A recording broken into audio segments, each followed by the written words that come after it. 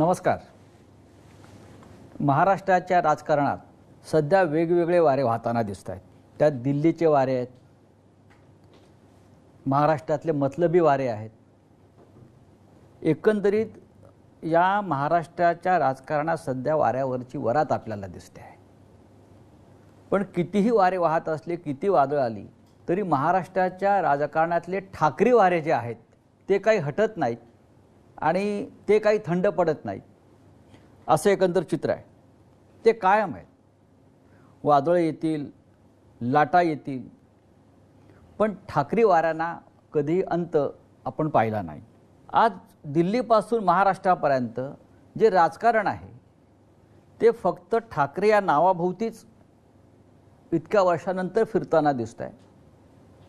आणि आता आपण ठाकरी वारे संपवायचीच ह्या अशा पद्धतीच्या वल्गना आणि भाषाही सुरू आहेत. या सगळ्यांवर चर्चा करण्यासाठी आज आपल्याकडे शिवसेनेचे पक्षप्रमुख माननीय उद्धव ठाकरे हे आलेले आहेत.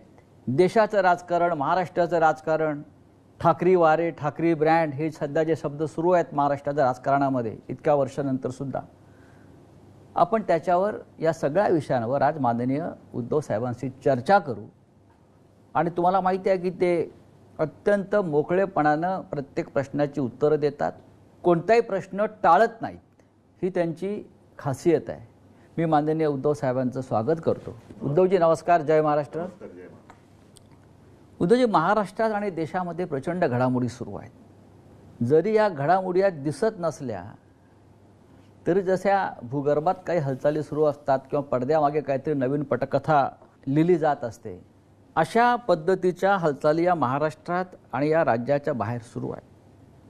आणि आज तुम्ही या पार्श्वभूमीवर किमान 2 वर्षांनी मला असं वाटतं आपण भेटतो आहोत मुलाखतीसाठी आणि मन की बात जे आहे हे आपण व्यक्त करणार आहात.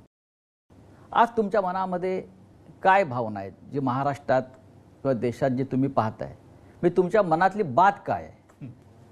तुम्ही मगाशी जो उल्लेख केला वेगवेगळ्या प्रकारचे वारे, होय, आता या वाऱ्यांमध्ये काही गॅसचे फुगे पण आहेत जे काही काळ वर जातात आणि मग गॅस गेलं की खाली पडतात. असे गॅसचे फुगे जे काही तरंगत आहेत सध्या ते म्हणजे काय वारे नाही आहेत. आणि तुम्ही जो ठाकरे वाऱ्यांचा विषय काढला तर ठाकरे हे वारे नाही आहेत. आमची पाळंमुळं ही गेल्या कित्येक पिढ्यांपासून महाराष्ट्राच्या मातीमध्ये रुजलेली आहेत, खोलवर गेलेली आहेत. अगदी जास्त पिढ्यांचा उल्लेख नाही केला तरी माझ्या आजोबांपासून, त्यांच्यानंतर शिवसेना प्रमुख मी आहे, आदित्य आहे, आता सोबत राज आलेला आहे. सर्वदा ठाकरे म्हणजे एक संघर्ष. आणि हा संघर्ष मतलबी वाऱ्यांसाठी नाही तर समाजाच्या हितासाठी आम्ही करत आलोत. त्याच्यामुळे आम्ही सत्तेत किती काळ राहिलो यापेक्षा सत्तेच्या विरोधात म्हणण्यापेक्षा जे काही अनिष्ट आहे त्याच्या विरोधात आम्ही संघर्ष करत आलो. आणि म्हणूनच हा जो काही ठाकरे ब्रँड म्हणा हा आम्ही नाही बनवलेला, हा लोकांनी स्वीकारलेला आहे. कारण त्यांना माहिती आहे की ठाकरे हे प्रामाणिक आहेत, स्वार्थी नाहीत, आपल्यासाठी लढणार आहेत, आपल्या व्यथा आणि ज्या काही वेदना आहेत त्यांना वाचा फोडणार आहेत, अगदी निर्भीडपणे वाचा फोडणार आहेत. म्हणून आज महाराष्ट्रातली जनता इतके वर्ष ही आमच्या सोबत राहिलेली आहे. पण हा जो ब्रँड आपण म्हणतोय ठाकरे ब्रँड हा शब्द फार इंटरेस्टिंग आहे. जगामध्ये अनेक मोठे मोठे ब्रँड व्यवसायात, व्यापारात, उत्पादनात येतात आणि मग ते ब्रँड एकमेकांना संपवण्यासाठी संघर्ष करतात. पण तरी हा ठाकरे ब्रँड या देशाच्या राजकारणामध्ये 50 वर्षापेक्षा जास्त काळ टिकून राहिला. तो नुसता ब्रँड नाही तर ठाकरे म्हणजे महाराष्ट्राची आणि मराठी माणसाची आणि अर्थातच हिंदू अस्मितेची ओळख आहे. तर ही ओळख पुसून टाकण्याचा जो कोण प्रयत्न करेल, आजपर्यंत अनेक आले आणि अनेक गेले, पुसू इच्छिणारे पुसले गेगे किंवा जनतेने काय आहे ठाकरे ब्रँड मध्ये? आता ते मी कसं सांगू? ही तुमची तिसरी पिढी हा ब्रँड घेऊन राजकारणात आणि समाजकारणामध्ये आहे. ते आम्ही कसं सांगणार? हे जनतेने सांगायला पाहिजे. आता आज तर माझ्याकडे काहीच नाहीये तरी सुद्धा कुठेही गेलो तरी अत्यंत प्रेमाने आणि आपुलकीने लोक स्वागत करतात, बोलायला येतात, जे काही घडतंय त्याच्याबद्दल संताप व्यक्त करतात, हळहळ व्यक्त करतात. आणि काही झालं तरी आम्ही तुमच्या सोबत आहोत. पण हा ब्रँड संपवण्यासाठी आज दिल्लीपासून महाराष्ट्रापर्यंत अनेक लोक कामाला लागलेले आहेत. की आता हा ब्रँड आम्ही संपवणारच. याचं कारण त्यांना आपल्याशिवाय देशात कोणतंच नाव नको आहे. हा म्हणजे लोकशाही हल्ली आहे. स्वतःची तुलना ते देवाबरोबर पण करायला लागलेत. देवा म्हणजे देवा भाऊ की प्रत्यक्ष नाही, देव? जे करतात ते लोकांना माहिती आहे बरं. की ते स्वतःची तुलना देवाबरोबर करायला लागलेत. आता अशा लोकांशी काय आपण त्यांच्याशी काय बोलायचं? हो. हे काळाच्या ओघात येतात, काळाच्या ओघात जातात. म्हणजे जसं पावसाळ्यात गांडूळ येतात आणि तसं काय म्हणा तुम्ही. आपली जी परंपरा आहे त्या परंपरेला जर कोणी मानत नसेल तर ती परंपरा सुद्धा त्यांना मानणार नाही. उद्धव साहेब, आज मगाशी आपण म्हणालात की आज माझ्याकडे काय आहे. बरोबर आहे, आज आपण सत्तेवर नाही आहात. एक कोंडी करण्याचा राजकीय दृष्ट्या आपला प्रयत्न होतो आहे. म्हटलं तर जो ब्रँड आहे ठाकरेंचा शिवसेना, तोही त्या अर्थानं लौकिक अर्थानं आपल्याकडे नाही. आपलं चिन्ह आपल्याकडे नाही. म्हणजेच ज्यांच्याकडे काही नाही आणि जे पोकळ आहेत त्यांना ठाकरे ब्रँडची मदत लागते आहे. हेच ठाकरे ब्रँडचं वैशिष्ट्य आहे. होय. कारण स्वतः पोकळ आहेत, काहीच नाही त्यांच्याकडे, काही निर्माण कधीच केलेलं नाही. त्यांच्याकडनं कधीही कोणताही आदर्श कोणत्याही क्षेत्रात उभा केला गेलाच नाही. भले 100 वर्ष झाली असतील त्यांना किंवा आणखीन काही वर्ष झाली असतील, पण तुम्ही जनतेला किंवा राज्याला दिलं काय, समाजाला दिलं काय? तर काहीच नाही. मग ही ब्रँडची चोराचोरी करून आपणच त्यांचे कसे भक्त आहोत हे ठासवून स्वतःचं महत्व वाढवण्याचा त्यांचा केविलवाणा प्रयत्न सुरू आहे. पण लोक त्याला आता भुलणार नाहीत. ठाकरे ब्रँडचे भक्त आहेतच. मी ब्रँड या शब्दापेक्षा म्हणजे ठाकरेंचे भक्त आहेतच. हा, पण ते ठाकरे म्हणजे मी नेहमी सांगतो की मी कोणी नेहमी शून्य आहे. उद्धव ठाकरे याला अर्थ नाही, उद्धव बाळासाहेब ठाकरे याला अर्थ आहे. म्हणून तर लोक ते जे काही म्हणजे बाळासाहेब नेहमी सांगायचे की नेहमी लक्षात ठेव की मी स्वतः म्हणजे शून्य आहे. आपल्या पूर्वजांचे आशीर्वाद, त्यांची पुण्य आहे, त्याला कधी विसरू नकोस. आम्ही आहोत ते त्यांच्या पुण्यामुळे आहोत, आम्ही शून्य आहोत. गेले काही दिवस सातत्यानं माझ्या मनात एक प्रश्न असा येतो, जसं मगाशी म्हटलं की पक्ष नाही, चिन्ह नाही, तरी फक्त या ठाकरे या नावावर तुमचा संघर्ष सुरू आहे. ठाकरे ह्या नावावरती नाही, म्हणजे ठाकरे संघर्ष करतायत. ठाकरे संघर्ष करतायत. त्याच्यामुळे आमचं नाव तर कोणी चोरू शकत नाही. पण तो तेही चोरण्याचा प्रयत्न होईल. आणि समजा चिन्ह किंवा इतर काही चोरतील, लोकांचं प्रेम कसं चोरणार? लोकांचा जो आमच्यावर विश्वास आहे तो कसा चोरणार? तो खोक्यातनं नाही ना विकला जात. पण जेव्हा पक्ष चिन्ह जेव्हा चोरलं तेव्हा काही लोकांनी मातोश्रीवरती सुद्धा हक्क सांगण्याचा प्रयत्न केला. आता आम्हाला मातोश्री ही द्या, आता आम्हाला ठाकरे नाव ही द्या. त्यांच्या मातोश्रीचा अपमान होय, जे स्वतःच्या मातोश्रीला मानत नाही. हो, ज्यांनी या ठाकरे ब्रँडवरती प्रश्नचिन्ह निर्माण केलंय आणि ज्यांनी माझी शिवसेना खरी आणि माझं चिन्ह खरं असा भ्रम निर्माण केला निवडणूक आयोगाच्या माध्यमातून किंवा त्यांच्या दिल्लीतल्या मालकांच्या माध्यमातून, ते स्वतःची डुप्लिकेट शिवसेना भाजपात विलीन करायला निघालेले आहेत. याकडे तुम्ही कसं पाहता? मुख्यमंत्री पदासाठी त्यांच्याकडे दुसरा पर्याय काय? कारण त्यांच्या गुरुपौर्णिमेचं संपूर्ण वर्णन आपण केलं. हो, आणि ते आपण केलेल्या वर्णनात ते सगळे चित्रच आमच्या सगळ्यांच्या डोळ्यासमोर उभं राहिलं की काय काय तिकडे झालं. तर असे जे असतात त्यांना माहिती परावलंबीच असतात. ही जी शिवसेना आहे उद्धव साहेब, कुठली जी आपली तीच शिवसेना आहे, पण अमित शहा, निवडणूक आयोग यांनी अधिकृतपणे जी शिवसेना दुसऱ्यांच्या हातात दिली आहे, ते अशा प्रकारे शिवसेना भाजपात कशा प्रकारे विलीन करू शकतात? नाही, शेवटी त्यांना हे शिवसेनेचं अस्तित्व संपवण्याचा प्रयत्न आहे का? हो, पण ते संपवू शकत नाहीत ना. इतके वर्ष होऊनही जनतेला ते माझ्यापासून तोडू शकत नाहीत.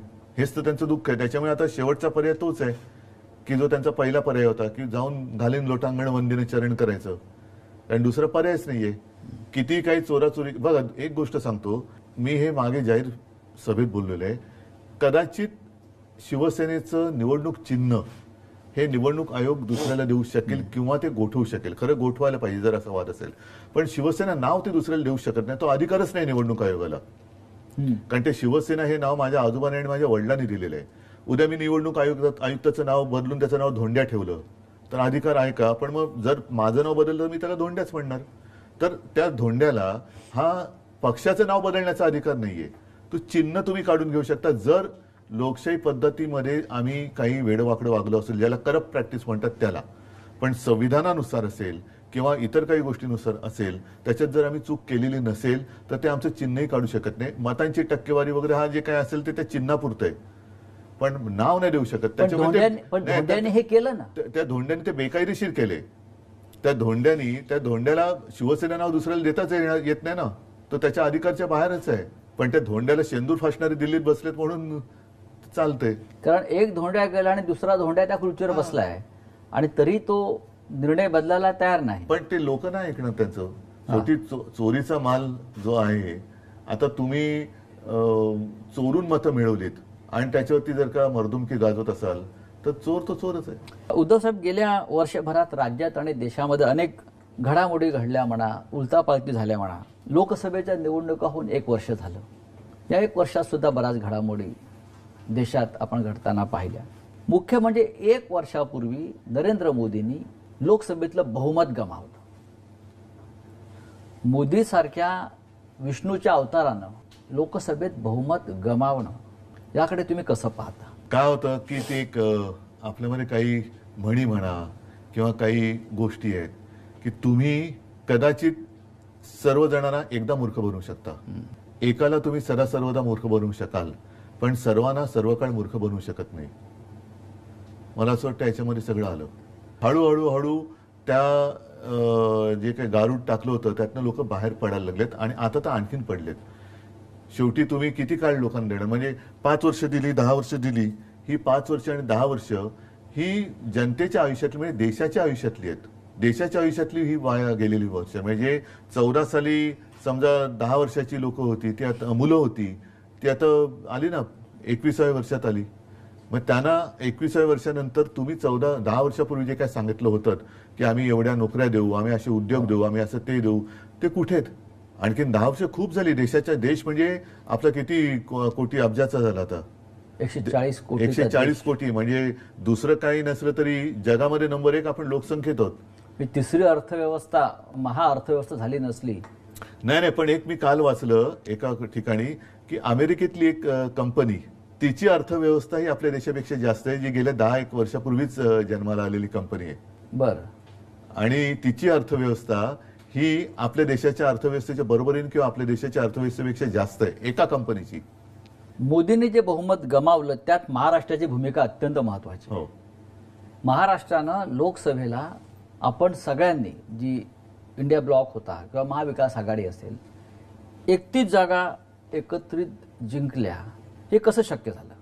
याचं कारण त्यावेळेला महाविकास आघाडी खूप ताकदीने आणि एकजुटीने लढली. बूथ लेवलवरचा कार्यकर्ता सुद्धा अत्यंत जागरूक होता आणि ज्या काही गोष्टी ह्या त्यांच्याकडनं अब की बार 400 पार हे संविधान बदलण्यासाठी होतं, हे लोकांना कळलं. म्हणजे आम्ही पटवून देण्यात यशस्वी झालो म्हणण्यापेक्षा आपली लोक एवढी काही मूर्ख नाही आहेत की त्यांना ह्या गोष्टी कळत नाहीत. जनतेने हे ओळखलं आणि त्याने हे नको म्हणून मतदान केलं. म्हणजे लोकांना कळलं नाही. जे मी तुम्हाला सांगितलं की तुम्ही आतापर्यंत बोलत आलात, नुसतंच बोलताय, करताय काय? आणि ह्या सरकारचं म्हणा किंवा अगदी नाव घेऊन बोलायचं भाजपाचं जे एक धोरण आहे की सर्वसामान्य जनतेला नेहमी चिंताग्रस्त ठेवायचं, एक तणावग्रस्त ठेवायचं आणि त्या तणावग्रस्तामध्ये जाऊ दे ना बाबा, भानगड नको, यांना देऊन मोकळं हो. ती परिस्थिती सतत निर्माण करून ठेवायची. अस्थिरता, देशात अस्थिरता ठेवायची. मग ती जातीपातीत असेल, समाजात असेल, आर्थिक असेल, इतर काही असेल, आणि त्या अस्थिरतेचा दुरुपयोग करून त्यांच्या डोक्यावरती राज्य करायचं, ही यांची नीती आहे. आणि त्याच्यामध्ये परत तोडाफोडा आणि राज्य करा, ही इंग्रजांची नीती अवलंबायची. म्हणजे फोडा झोडा आणि राज्य करा. हा, आता तोडा फोडा झोडा आणि म्हणजे स्वतःच बोलायचं बटेंगे तो काटेंगे आणि बटवारा तुम्हीच करताय. अशा प्रकारच्या प्रचारानं जे तुम्ही लोकसभेला गमावलं ते विधानसभेला गमावलं. फक्त 6 महिन्यामध्ये हे कसं घडलं हे तुम्ही बघा. याच्यामध्ये सांगतो, सगळ्या गोष्टीवरती आपण आपले हात वर करण्यात काही अर्थ नाहीये. काही गोष्टी जबाबदाऱ्या आहेत, स्वीकारल्या पाहिजे. ईव्हीएमचा घोटाळा ह्याच्यावरती खूप मोठी चर्चा सुरू आहे. मतदार यादींबद्दल त्याच्याबद्दल चर्चा सुरू आहेत. बोगस मतदार त्याच्याबद्दल चर्चा सुरू आहे. मतदार कसे वाढले हे आता लोकांसमोर आलेले आहे. म्हणजे ही एक गोष्ट नाही, पण त्याचबरोबरीने काही ज्या त्यांनी योजना जाहीर केल्या जी आता फसगत झाली, लाडकी बहीण असेल, आणखीन काही असेल.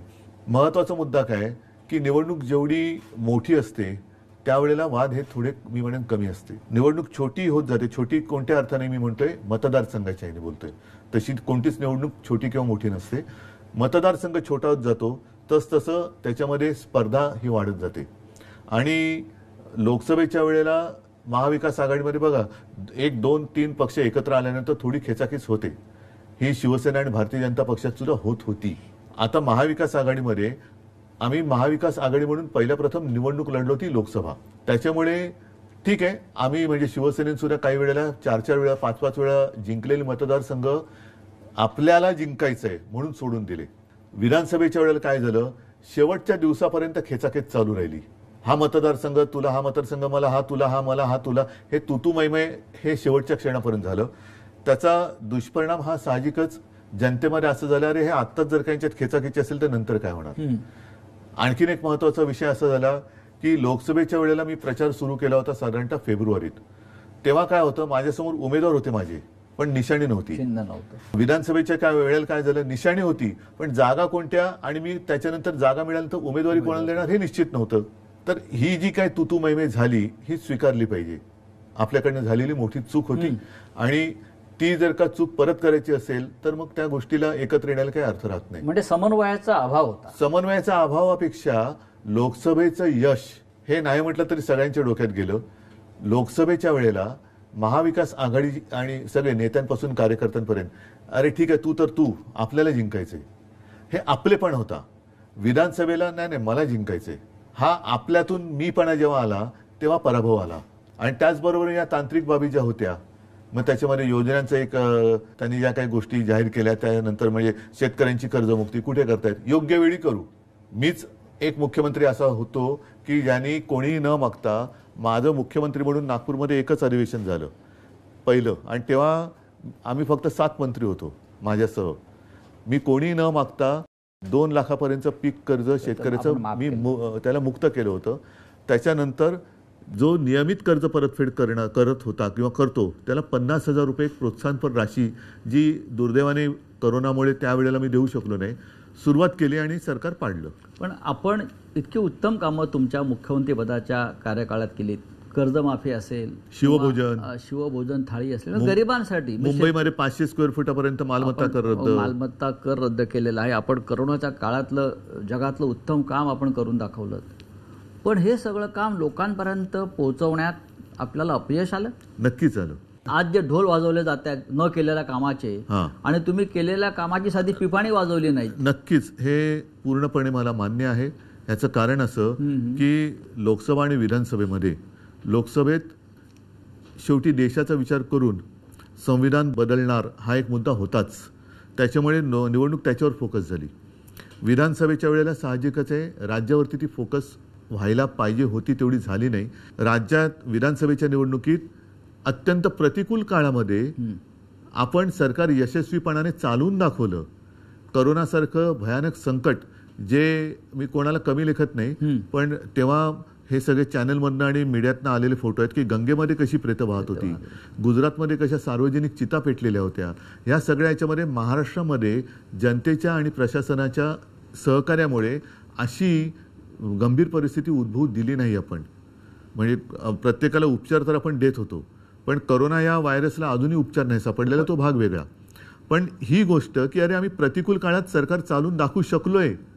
म्हणजे एक तर काय होतं की शिवसेना, काँग्रेस आणि राष्ट्रवादी हे महाविकास आघाडी होईपर्यंत एकमेकांचे कट्टर राजकीय विरोधक होते. आम्ही एकत्र आलो तेच सरकार स्थापन करायला. म्हणजे नेहमी काय होतं की आधी आघाडी होते, आधी युती होते, निवडणूक लढवली जाते, त्याच्यानंतर बहुमत मिळालं तर सरकार स्थापन केलं जातं. आमचा उलटा प्रवास झाला. आम्ही आधी सरकार स्थापन केलं आणि मग निवडणुकीला सामोरे गेलो. त्याच्यामुळे आम्ही एकत्र येऊन चांगल्या पद्धतीने सरकार उत्तम चालवलंय ना. तेच ना, एक आदर्श सरकार आपण तेच मी सांगतोय की आम्ही एकत्र येऊन अत्यंत प्रतिकूल काळात, हा शब्द फार महत्वाचा आहे. रेग्युलर याच्यामध्ये ठीक आहे, बाकीच्या याच्यामध्ये सरकार चालवणं हे सुद्धा एक आदर्शपणाने चालवणं हे कठीण काम आहे. पण प्रतिकूल काळात म्हणजे कशाचाही ना केंद्र सरकारचा तसा म्हणावा तसा पाठिंबा होता, ना अर्थव्यवस्थेचं गाडं रुळावरती होतं. त्या काळामध्ये अर्थव्यवस्था जी कोणी सांभाळली असेल ते आपल्या शेतकऱ्यांनी सांभाळली. तर ते आम्ही लोकांसमोर सांगू शकलो नाही का, तुम्ही किती देताय, एवढे आम्ही एवढे देतो, तुम्ही 2100 देताय आम्ही 2500 देतो, 3000 देतो, तुम्ही हे करता आम्ही हे करतो. म्हणजे ती एक विचित्र चढाओढ झाली आणि त्याच्यात आपण केलेली चांगली कामं ही जनतेसमोर सांगू शकलो नाही हे प्रांजळपणाने मान्यच करायला वाहून पाहिजे. गेले असं वाटत नाही. लोकांपेक्षा या मी म्हणेन पैशाच्या पावसामध्ये पैशाचा पाऊस तर आपला पडलाच. मतदार काही म्हणजे अंशी हे सत्य उद्धव असेल. ठाकरे यांच्या कामाची वाहवा आजही लोक करतात. नाही मी तेच तेव्हाही सांगतो ना. करत होते. नाही पैशाचा पाऊस पडला आणि त्याच्यात बरीच लोक वाहून गेले आजही लोक मान्य करतायत. हा प्रत्यक्ष मी काय बघायला गेलो नाही, परंतु हे आपल्याकडनं जी काय उणीव राहिली ती उणीव मी होय. नक्की स्वीकारली पाहिजे. ती म्हणजे आपण केलेली कामं लोकांना सांगू शकलो नाही. आपण शेतकऱ्यांची कर्जमुक्ती केली, शिवभोजन सुरू केलं, शेतकऱ्यांना हमीभाव दिला होता, बऱ्याच काही काही गोष्टी केल्या, बऱ्याच गोष्टी केल्या. लॉ अँड ऑर्डर मेंटेन होती. अगदी त्यावेळेला पहिल्याच्या ते CA आणि NRCचं भानगड करून ठेवली होती केंद्राने, त्याच्यात आपण लॉ अँड ऑर्डर मेंटेन केली. बरं, मुख्यमंत्री म्हणून करोनासारख्या संकटात मी ह्यांच्यासारखं बटेंगे तो कटेंगे नाही केलं. मी सगळ्यांना समानतेने वागवलं आणि सगळ्यांना मी सांभाळण्याचा प्रयत्न केला. ज्या ज्या वेळेला आवश्यक होतं त्या त्यावेळेला मी स्वतः काही गोष्टींची जबाबदारी घेऊन लोकांसमोर गेलो फेसबुक लाईव्हच्या माध्यमातून आणि जनतेला सांगितलं. आणि जनतेने नाही ते सोडून द्या, जनतेने मला कुटुंबातला एक मानला, आपल्या कुटुंबातला एक ज्यांची मी कधी प्रत्यक्ष भेट घेतलेली नाही अशी लोक मला त्यांच्या कुटुंबातला एक व्यक्ती मानतात. हे याच्यासारखं दुसरं समाधान ते कोणतं, भाग्य ते कोणतं. भारतीय जनता पक्षाला स्वबळावर इतक्या जागा मिळतील म्हणजे याच्यामध्ये हे त्यांच्या स्वप्नातही त्यांना वाटलं नसेल. तुम्हाला असं वाटलं होतं का? मला नाही, मी म्हटलं ना त्यांनाही त्यांच्या स्वप्नात कधी वाटलं नसेल. भाजप सोडा, पण शिंदे गटाला 50च्या वर जागा मिळाला, हा जादूटोणा आहे की काय? कदाचित त्यांनी डायनोसॉरच कापला असेल. असं कापाकापीतून मतदान होतं असं त्यांना वाटतं. पण कारण अचानक 50च्या वर जागा अशा पक्षाला मिळाव्यात. पहिली गोष्ट एक सांगतो, ह्या जादूटोणा वगैरे या विषयावरती माझा तर काही विश्वास नाही. म्हणजे या भाकड कथा आहे सध्याच्या आहे, पण त्यातून एकच आहे की त्यांची मानसिकता कळते की दुसऱ्याचं वाईट व्हावं हे त्यांच्या कृत्यातून कळतं. म्हणजे ते रेडा कापला असेल त्यांनी तर त्या रेड्याचा जीव नाहक गेला, त्याच्यामुळे काय घडतंय असा माझा अजिबात विश्वास नाही. पण त्यांच्या कृतीतून त्यांच्या मनातलं जे काळं बेरं आहे ना ते लोकांसमोर येतं. म्हणून त्याला काळी विद्या म्हणतात, कारण त्यांच्या मनातलं जे काळेपण आहे ते लोकांसमोर येतं. पण माझा या भाकड कथेवरती विश्वास नाही. जे निकाल लागले महाराष्ट्रामध्ये, राहुल गांधी म्हणतात, राहुल गांधी एक महत्त्वाचे नेते आहेत, लोकसभेतले विरोधी पक्ष नेते आहेत. ते अनेकदा एखाद्या विषयामध्ये चांगला अभ्यास करून बोलतात आणि पुराव्यासह बोलतात. राहुल गांधींना महाराष्ट्रातल्या विधानसभेचे निकाल हे संशयास्पद वाटत आहेत आणि त्याच्यावर ते देशात आणि देशाबाहेर सुद्धा महाराष्ट्राच्या निकालावर बोलतात की हे संशयास्पद निकाल आहेत. एक गोष्ट लक्षात घेण्यासारखी आहे की महाराष्ट्र विधानसभेचे निकाल लागल्यानंतर एवढं बहुमत मिळालं, 5वी. जल्लोष कुठे झाला? अख्खा महाराष्ट्र आनंदाने न्हावून निघायला पाहिजे होता, तो अवाक्ता झाला होता. अजूनही लोकांना म्हणजे लोक मला अजूनही सांगतात की साहेब, ग्रामीण भागातले लोक की साहेब आम्ही ठरून तुम्हाला मतदान केलं तरी आमच्या गावामध्ये एवढीच मतं ही मिळूच शकत नाही तुम्हाला, आम्ही सगळ्यांनी ठरवून मतदान केलं होतं. पण काय करणं, म्हणजे एक एक पुरावेच्या पुरावे नष्ट केले जातात, मानले जात नाहीत. मुळामध्ये काय झाले, EVM हा जो विषय आहे तो हॅक होतो नाही होत हा एक भाग वेगळा झाला. पण लोकशाही म्हणजे काय, लोकशाहीमध्ये जर RTIमध्ये मी तुमची माहिती काढू शकतो तर मला माझी पूर्ण माहिती मिळाली पाहिजे ना. पूर्वी जे बॅलेट पेपर होते त्याच्यात मी मतदान कोणाला केले, माझं मत कुठे जाते हे शेवटपर्यंत मला कळत होतं. म्हणजे मी ती बॅलेट पेपरवरती मी मतदान केले, आपणही केलं असणार. उमेदवाराचं नाव यायचं, समोर निशाणी यायची आणि त्या निशाणीवर शिक्का मारल्यावरती तो फोल्ड असा व्हायचा की समजा जर का ती शाई ओली असेल आणि उमटली तर ती उमेदवाराच्या नावावरती, त्याच उमेदवाराच्या नावावरती उमटू शकेल. आणि मला कळायचं की माझं मतदान, मी समजा संजय राऊत तर संजय राऊतनं मतदान केलेलं आहे. आता काय होतंय, मी बटन दाबतो, मशालीचा दिवा पेटतोय, आवाज येतोय, आतमध्ये रिसीट दिसते. आता त्या रिसीटबद्दल सुद्धा लोकांचं म्हणणं आहे की अनेकदा ती पडते नाही पडत हा भाग वेगळा, पण ती रिसीट खाली पडते, माझं वेगळी आणखीन तिसऱ्या ठिकाणी रजिस्टर होते, ते कुठे होते मला कळत नाहीये. दिवा पेटतोय, आवाज येतोय, रिसीट दिसते ती, पण आत मत जे मोजलं जातं ती रिसीट नाही मोजली जाते. जर का त्याच्यावरती ऑब्जेक्शन घेतलं तर ज्याला आपण सिम्बॉलिक म्हणतो अशा काही मोजक्या रिसीट मोजल्या जातात, पण अन्यथा त्या मोजल्या जात नाहीत. व्हीव्हीपॅटवरचं जे काय आहे ते मोजलं जात नाही. त्याच्यामुळे आत मत रजिस्टर कुठे झाले हे माझं कळण्याचा अधिकार तुम्ही हिरावून घेतलेला. तुम्हाला अजूनही वाटतं की मतदान हे मतपत्रिकेवरच व्हायला पाहिजे? नक्कीच व्हायला पाहिजे. तुम्ही शेवटी एक आहे की का ईव्हीएम का आणलं? वेळ जातो म्हणून. वेळ जातो. मग वेळ मतमोजणीत लागत असेल तर एक एक महिना निवडणूक प्रक्रिया चालते, तो वेळ का नाही धरत त्याच्यात? माझ्याकडे जर 1 तारखेला मतदान झालं महाराष्ट्रात आणि दुसरीकडे बिहारमध्ये वगैरे 30 मेला मतदान होत असेल तर मधला वेळ माझा गेलाच ना. मग फरक काय पडतो? 30 तारखेनंतर 4 दिवस तुम्ही मतमोजणीत लावले तर काय असं मोठं आव्हान कोसळते? आणि अनेक म्हणजे अगदी मला वाटतं अमेरिकेत वगैरे सुद्धा अजूनही बऱ्याच ठिकाणी बॅलेट पेपर आहे. सर्वत्र UK मध्ये, ब्रिटनमध्ये पण बॅलेट पेपर आहे. मग ते काय आपल्यापेक्षा मागास देश आहेत?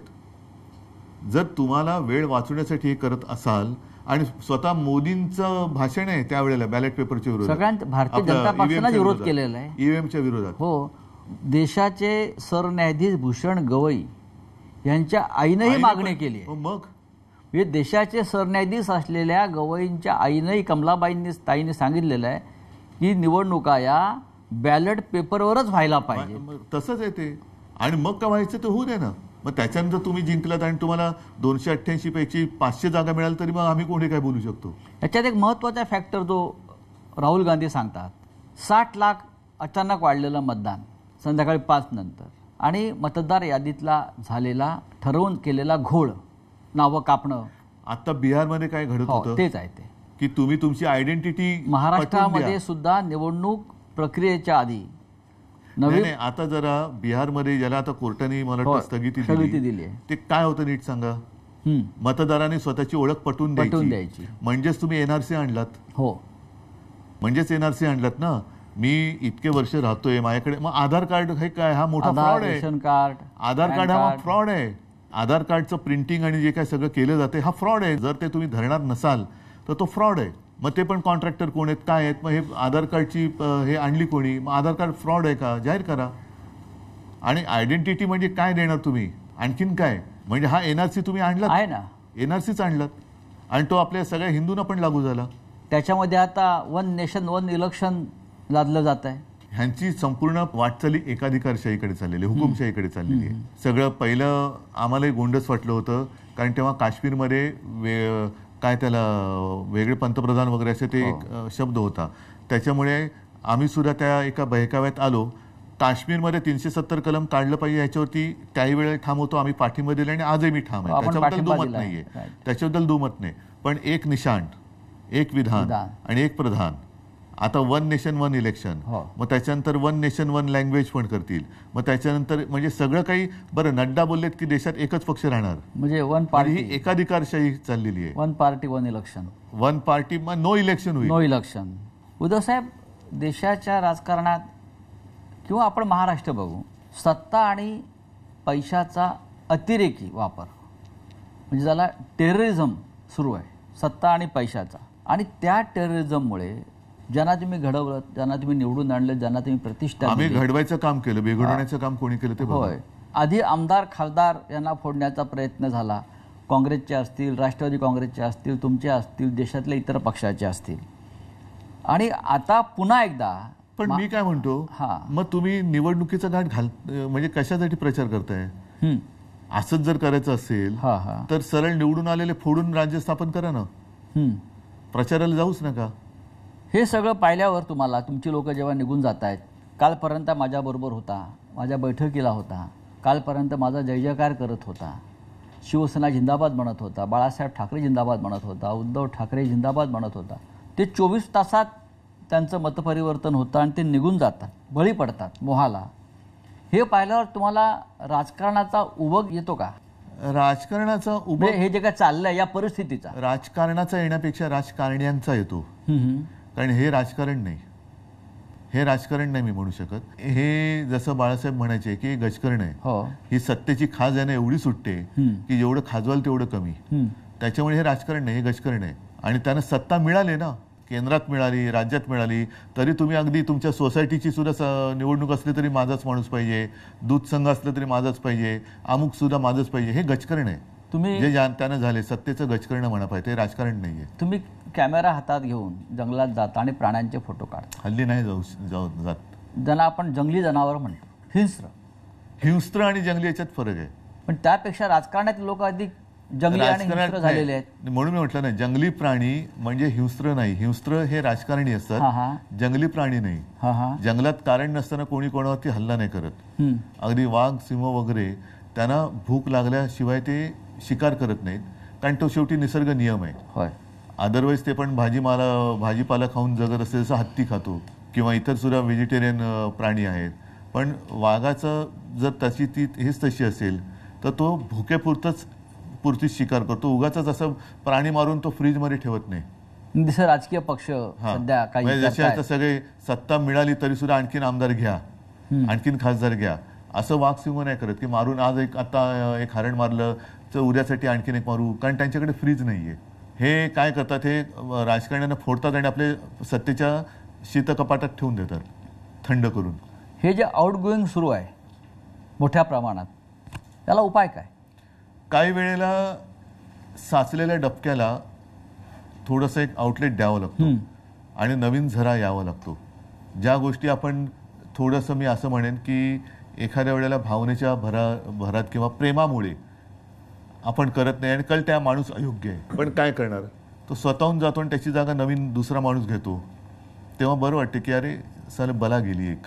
शिवसेना हा एक विचार होता आणि आहे जो माननीय बाळासाहेब ठाकरे आत्ता जे आमच्यातनं गेले ते तिकडे जाऊन काय काय दिवे लावतात तुम्ही बघताय. होय, त्याच्यामुळे असे हे दिवटे गेलेले बरे ना. होय, आता ते जिकडे गेले तिकडे काय प्रकाश पाडतात तो कळतोय तुम्हाला. काय लोहचुंबकाचा असर कमी झालाय का? लोक जे चिटकून राहायचे पक्ष म्हणून, विचार म्हणून, ज्याला शिवसेना एक लोहचुंबक आहे असं साहेब अनेकदा म्हटलंय. नाही, पण त्याच्यामध्ये तुम्ही जर बघाल तर सर्वसामान्य जनता आणि साधा कार्यकर्ता, ज्याला विचारा कधी तो काही मागण्यासाठी माझ्याकडे आलाच नाही ना, शिवसेना प्रमुखांकडे आला होता, त्यांच्या पिढ्यानपिढ्या आज सुद्धा शिवसेनेसोबत आहे. कोण गेलं? ज्यांना काही ओळख नव्हती आणि ज्यांना मोठं केलं ती लोक काही गेली, पण ज्यांनी मोठं केलं ती लोक अजूनही माझ्यासोबत आहेत. आणि तीच खरी शक्ती आहे आणि तीच खरी यांची पोटदुखी आहे की अरे हे अजून संपत कसं नाही. मग ही पोटदुखी अनेकदा अशा पद्धतीनं बाहेर येते. जसं गिरीश महाजनसारखे मंत्री आहेत भाजपचे, ते सातत्यानं त्यांचं एक वक्तव्य असतं की मी शिवसेना जमीनदोस्त करेन. शिवसेना जमिनीचा दोस्तच आहे. म्हणून तर शिवसेना तुम्ही संपू शकत नाहीत, कारण आमचे पाय जमिनीवरती आहेत आणि मुळे जमिनीच्या खाली गेलेत. त्याच्यामुळे आम्ही जमिनीचे दोस्तच आहोत. तुम्ही जमिनीचे शत्रू आहात, म्हणून तुम्ही मुंबईसह सगळी जमीन ही तुमच्या मित्राच्या घशात घालताय. तुम्ही जमीन शत्रू आहात, आम्ही जमीन दोस्ती करणारे दोस्त आहोत. मिंदे म्हणतात, दाढीवाले, मी फक्त अर्ध्या दाढीवरून हात फिरवला, तेवढे राहिले नशीब समजा. पूर्ण दाढीवरून हात फिरवला तर काय होईल? कोणा त्यांचं असं ते म्हणतात. म्हणजे आपल्याला आव्हान आहे त्यांचं. जाऊ दे. आणि बघा, अर्धा दाढीत इतकी ताकद कोणी निर्माण केली आहे? नाही, मुळामध्ये आता त्यांनी जास्त बोलू नये, लोक त्यांची बिन पाण्याने करतील. राहिल्या अर्धी ती पण काढतील. उद्धवजी, महाराष्ट्रामध्ये अनेक प्रश्न आहेत आणि त्याच्यात हे दाढीचं काय नाही उपयोग करत. हो, प्रश्नांचा डोंगर उभा आहे. आपण स्वतः आजही माजी मुख्यमंत्री आहात, हे राज्य आपण सांभाळलेलं आहे.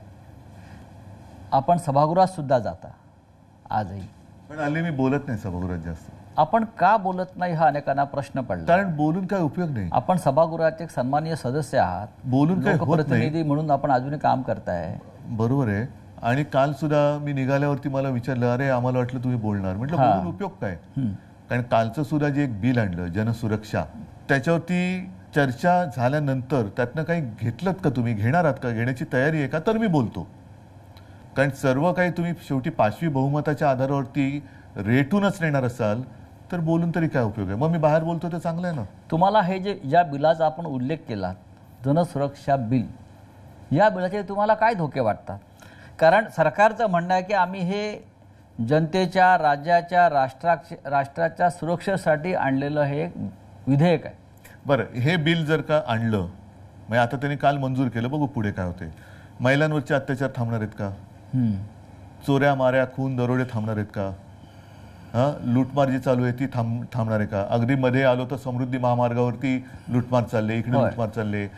तसं नाही आहे हे. जे मी बिल वाचलं आणि काल मी बोललो, त्याची सुरुवात फक्त त्यांनी सांगितले कडव्या डाव्या विचारसरणीची.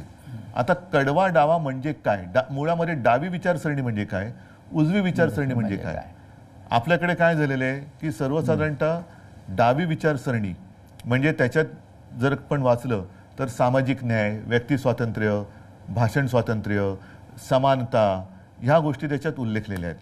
उजव्या विचारसरणीमध्ये धर्माधिष्ठितता, त्याच्यानंतर भांडवलशाही, म्हणजे डाव्या विचारसरणीत काही गोष्टी चांगल्या आहेत, उजव्यामध्ये काही वाईट आहेत. आता आपण वाईट सोडून द्यायला पाहिजे आणि चांगलं घ्यायला पाहिजे. तुम्ही कडवी डावी मग कडवी उजवी नाही आहे का? जर का उजवी विचारसरणी ही धर्मावरती आधारित असेल तर काल तुम्ही पत्रकारांसमोर बोलताना जो विषय बोललो की पेहलगाममधल्या अतिरेक्यांनी धर्म विचारून गोळ्या घातल्या, मग ते कडव्या उजव्या विचारसरणीचे म्हणून त्यांना तुम्ही सोडून देणार आहात का? तर असं करण्यापेक्षा तुम्ही दहशतवादी, देशविघातक, देश विघटनकारी या शक्तींविरोधी आतापर्यंत आपण लढत आलेलो आहोत. अमित शहा पण बोललेत की आता नक्षलवाद संपत आलेला आहे. नक्षलवाद किंवा दहशतवाद संपवायला आमचा पूर्ण पाठिंबा. या कायद्याचा राजकीय दृष्ट्या गैरवापर होईल अशी भीती वाटते. जसा मिसाचा झाला, नाही पण टाडा नावाचा कायदा आला, मिसा आला आणीबाणीमध्ये, पोटा आला, असे अनेक कायदे याच कारणासाठी आणि त्या सगळ्या कायद्यांना भारतीय जनता पक्षाने विरोध केला होता. आणि आज त्याच प्रकारचा कायदा नाव बदलून महाराष्ट्रामध्ये आत्ताच गेल्या 8-10 दिवसापूर्वी भारतीय जनता पक्षाने देशभर आणीबाणीचा 50वा दिवस विचित्र पद्धतीने त्याची आठवण करून देण्यासाठी केली. आता हीच लोक होती यांनी त्यावेळेला आणीबाणीला विरोध केला होता. आता तीच लोक आहेत जे आणीबाणी आणू इच्छित आहेत किंवा आणीबाणी त्यांनी ऑलरेडी अघोषित आणलेली आहे. म्हणजे ज्या गोष्टीला तेव्हा त्यांनी विरोध केला होता तीच गोष्ट ते आता आणतायत.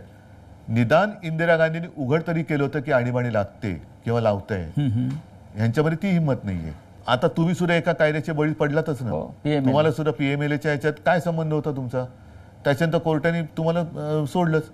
हा जो प्रकार आहे ना की तू आमच्या पक्षात नाही तर तुला टाळत टाकतो, आमच्या पक्षात नाही तर तुला मिसा लावतो, म्हणजे तिसरा कोणता मोका आहे आणि मोका आहे PMLA असे आहे. म्हणजे आता जर का दहशतवाद किंवा नक्षलवाद संपवत आणला असेल तर आत्ता का कायदा आणताय? जर तुमच्याकडे 64 नावं आहेत तर ती नावं जाहीर करा, त्यांची पापं जाहीर करा आणि त्यांच्यावरती बंदी टाका. आम्ही कुठे काय म्हणतोय? आम्ही कधीही आत्ता सुद्धा मध्ये जे काय घडलं त्याच्यामध्ये सर्व पक्षांनी, राजकीय पक्षांनी पंतप्रधानांनी सांगितलं तुम्हाला देशासाठी चांगल्यासाठी जे करायचं करा, आम्ही तुमच्या सोबत आहोत.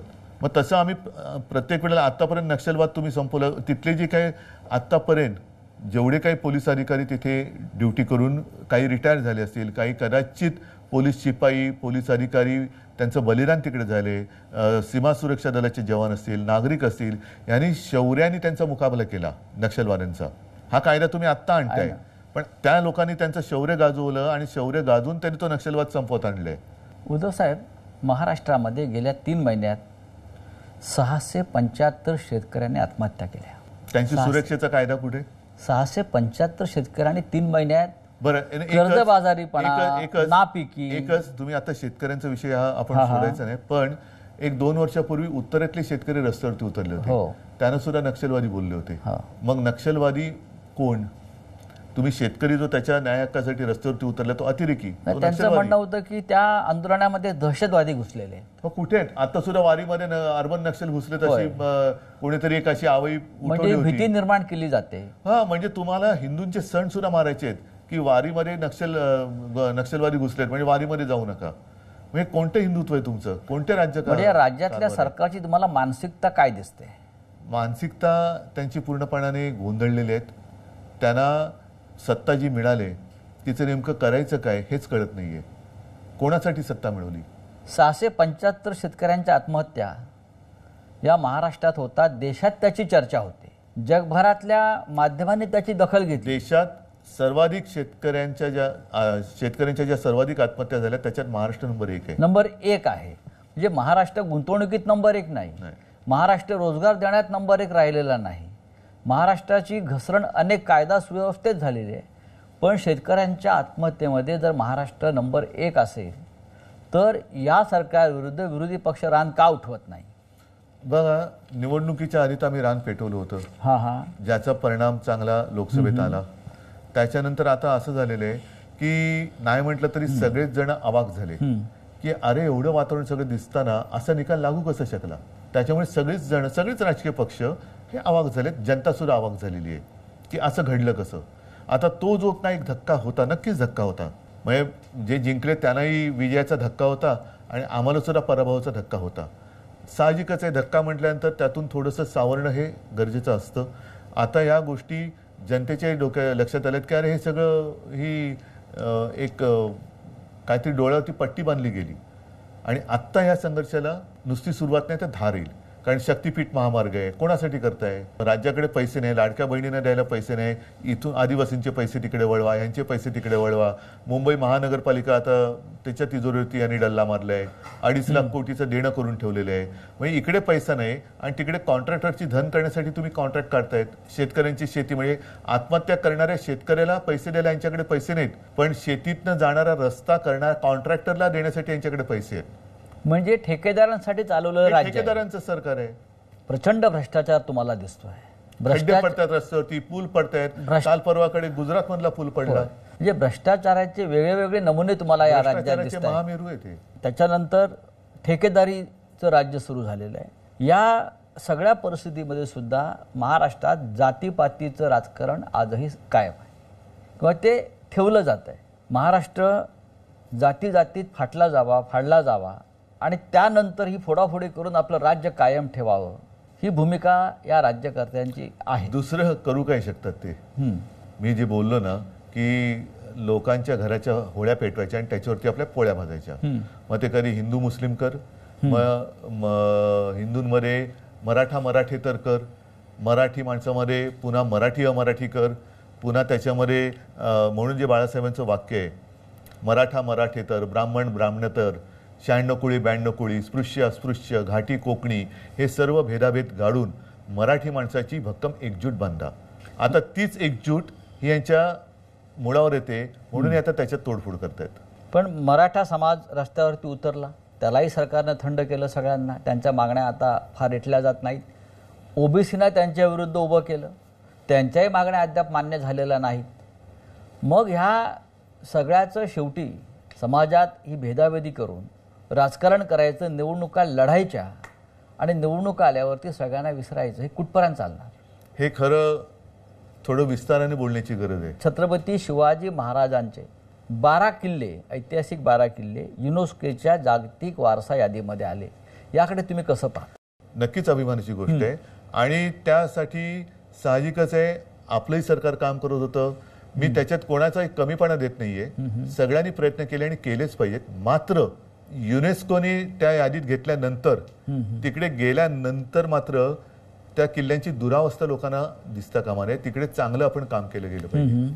मग एक चांगलं आल्यानंतर महाराष्ट्रात काय बघा, किंवा ते बघण्यासाठी सरकार काही करू दे, निदान त्यावेळेचं शिवशाही कशी होती आणि कसा आमचा राजा होता, कसा आमचा देव होता, त्यांनी कसं राज्य केलं, कोणत्या प्रतिकूल काळामध्ये त्यांनी लढा दिला आणि हे गड किल्ले कसे बांधले, त्याचा उपयोग कसा करून घेतला. आपण स्वतः त्याचा अभ्यास केला, आपण स्वतः त्याचं म्हणजे भूगोल आणि इतिहास यांचा सुंदर मिलाफ त्याच्यामध्ये, सुंदर मिलाफ आहे त्याच्यामध्ये.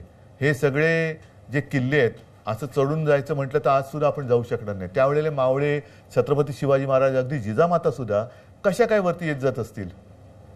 आणि त्याच्यानंतर तिकडनं हे राज्य, आता तेव्हा मोबाईल नव्हते, आता सोशल मीडिया, व्हॉट्सअप ग्रुप वगैरे सगळं पटापट ते जातं सगळीकडे. तेव्हा ना मोबाईल, ना दिवे, ना फोन, ना काही, तरी त्या अशा दुर्गम भागातनं राज्य स्थापन करणं आणि ते चालवणं ही एक अनाकलनीय गोष्ट आहे, जी आजपर्यंत आपल्याला कधी कळली नाही आणि आपल्याला कधी ती साधली पण जाणार नाही. का आपण आपला इतिहास विसरत चाललेलो आहोत? इतिहास विसरण्या, इतिहासाचं राजकारण चाललंय. इतिहासाचं नको त्या, म्हणजे इतिहासातल्या नको त्या गोष्टी ज्या आता पुसायला लागलेत ही लोक. नव्याने इतिहास लिहिला जाईल की काय अशी भीती वाटायला लागले. आणि माझ्या खेरीज या देशात कोण जन्मालाच आला नाही असंच एक चित्र निर्माण करण्याची परिस्थिती निर्माण झालेली आहे. उद्धवजी धन्यवाद. पहिल्या भागामध्ये आपण अनेक महत्त्वाच्या प्रश्नांना मोकळेपणानं उत्तरं दिली. थोडं थांबूया आणि आपण दुसऱ्या भागाकडे वळूया. नमस्कार.